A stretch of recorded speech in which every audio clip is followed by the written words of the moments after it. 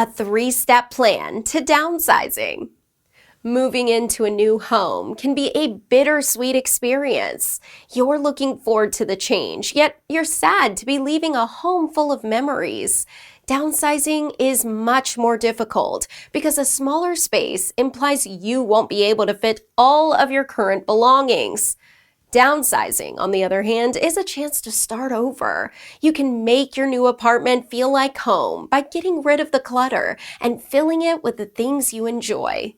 In today's video, we go over 3 tips to help you downsize without sacrificing your belongings. If you are new to the channel, make sure to click the subscribe button and turn on the post notifications for more real estate tips.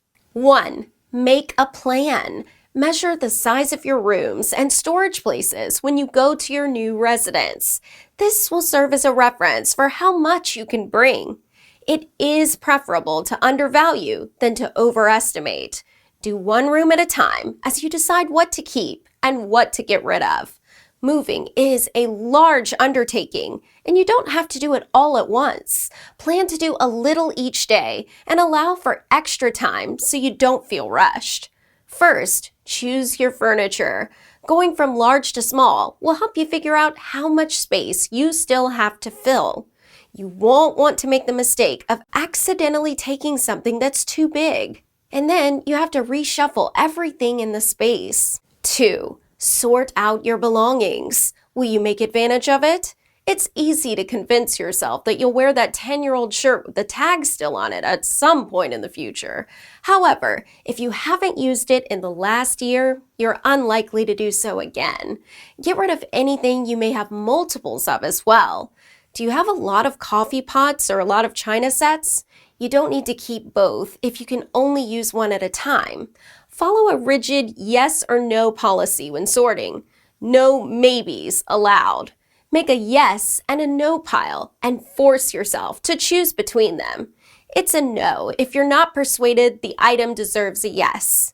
Maybe piles just mean you'll have to do additional work later. Make a plan for how you'll divide your no pile. You may no longer desire or require these items, but they are likely to be beneficial to someone else. Friends or family members may get special items. Good condition furniture, housewares, clothing, and other items could be sold at a garage sale or on Craigslist. Or you can give reusable items to Goodwill, which occasionally offers neighborhood or even household pickups, making your chore even easier. Anything that is damaged or worn beyond repair should be recycled or taken to the garbage. 3. Preserve your memories. To save space and make it easier to share images with relatives, digitize them. How often do you go through your photo albums? They take up a lot of space. Buy a digital frame and watch a rotating presentation of all your images, or make a slideshow screensaver for your TV or computer. Take pictures of stuff that bring back fond memories, but that you don't have room for.